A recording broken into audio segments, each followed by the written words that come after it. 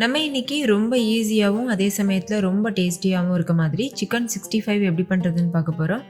மசாலாலாம் உதிராமல் அப்படியே நம்ம ஹோட்டல்ஸில் சாப்பிட்ற மாதிரி எப்படி செய்கிறதுன்னு தான் பார்க்க போகிறோம். ஓகே, இப்போ வாங்க இந்த ரெசிபி எப்படி செய்கிறதுன்னு பார்க்கலாம்.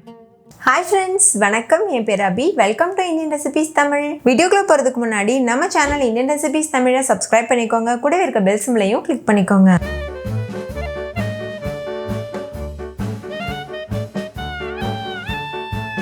ஃபஸ்ட்டு இந்த ரெசிபி பண்ணுறதுக்கு ஒரு மிக்சிங் பவுல் எடுத்துக்கோங்க. அதில் 1/2 கிலோ அளவு சிக்கன் சேர்த்துக்கோங்க. இந்த மாதிரி கொஞ்சம் பெரிய பெரிய பீசஸாக கட் பண்ணி வாங்கிக்கோங்க. ரொம்ப சின்ன பீசஸாக இருக்கக்கூடாது. சிக்கனை நல்லா வாஷ் பண்ணி எடுத்துகிட்டு இது கூட 2 டேபிள் ஸ்பூன் தயிர் சேர்த்து நல்லா மிக்ஸ் பண்ணிடுங்க. தயிர் புளிக்காத ஃப்ரெஷ்ஷான தயிராக இருக்கணும்.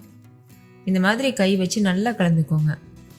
நல்லா கலந்துட்ட பிறகு மூடி போட்டு மூடிட்டு இதை அப்படியே ஒரு ஓரமாக வச்சுருங்க. ஒரு 10 நிமிஷம் அப்படியே இருக்கட்டும். 10 நிமிஷத்துக்கு அப்புறமா இது கூட 1 டேபிள் ஸ்பூன் இஞ்சி பூண்டு பேஸ்ட்டு சேர்த்துக்கோங்க.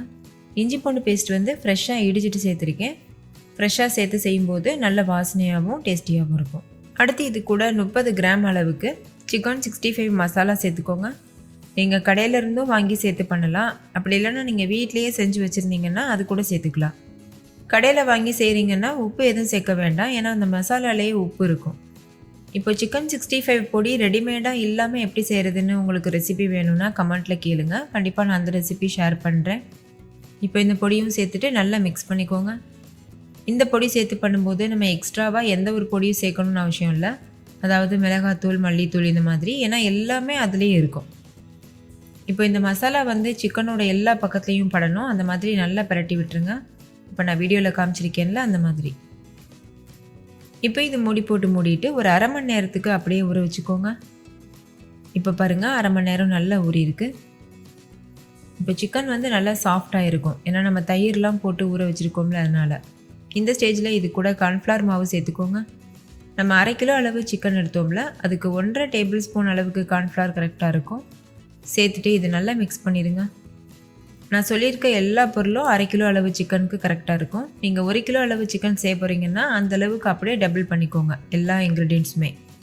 கார்ன்ஃப்ளவர் போட்டு மிக்ஸ் பண்ண உடனேவே நம்ம பொரிக்க ஸ்டார்ட் பண்ணிடணும். அப்போ தான் மசாலா பிரிஞ்சு போயிடாமல் பொரிக்க முடியும். இப்போ சிக்கன் பொரிக்கிறதுக்கு தேவையான அளவுக்கு எண்ணெயை நல்லா சூடுபடுத்திட்டு, எண்ணெய் நல்லா சூடாயிட்ட பிறகு ஸ்டவ்வை மீடியம் ஃப்ளேமில் வச்சுட்டு சிக்கன் பீசஸை உள்ளே சேர்த்துருங்க.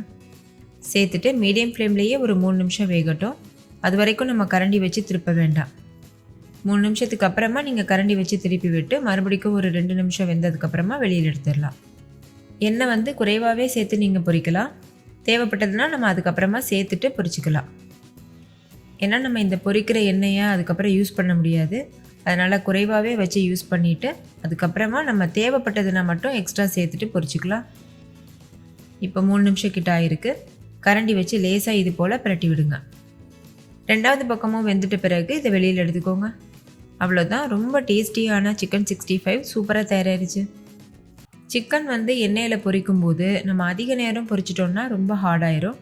அதே மாதிரி குறைவான நேரத்துலேயே வெளியில் எடுத்துட்டோம்னா உள்ளே வேகாமல் இருக்கும். அதனால் டைம் ரொம்ப கரெக்டாக பார்த்து பண்ணுங்கள். நான் சொல்லியிருக்க டைம் கரெக்டாக இருக்கும். அப்படி இல்லைன்னா ஒரு சில அடுப்பு பொறுத்து, அந்த ஸ்டவ்வோடைய தீ அளவு பொறுத்து குக்கிங் டைம் மாறுபடலாம்.